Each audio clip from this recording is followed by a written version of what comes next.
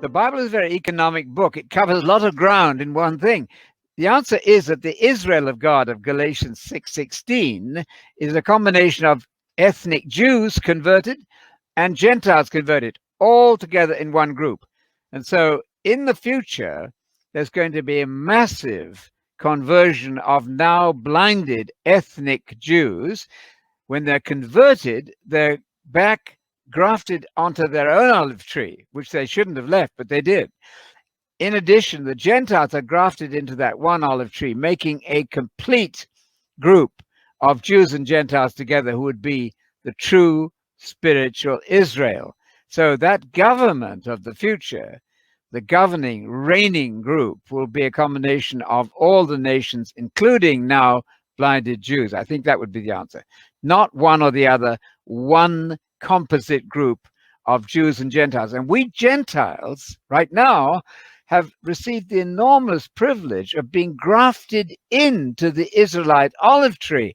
That's a huge privilege because Jesus is the special figure, of course. He's the head of all of this, and he generously grafts in both Jews and Gentiles to be the one Israel of God now, preparing to supervise the world. In Isaiah 42, look how this same theme in Isaiah 42, behold my servant.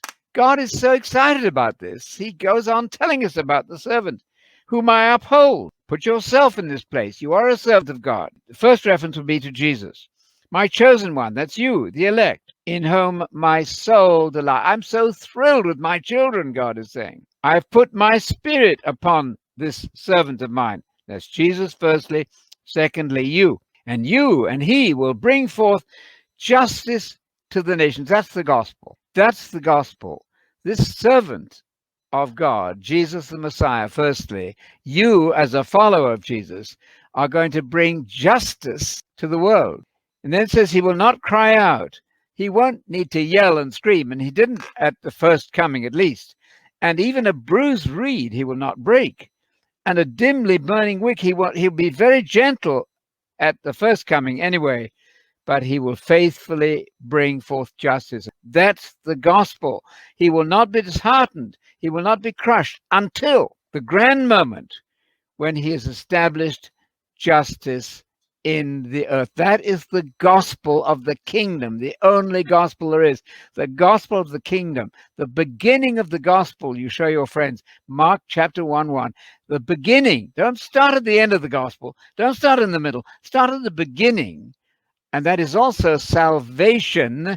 According to Hebrews, God spoke in the past through the prophets, and God spoke through his son. The public has been told, no, Jesus just died for you. That's wonderful. That is wonderful, but it's only half the story.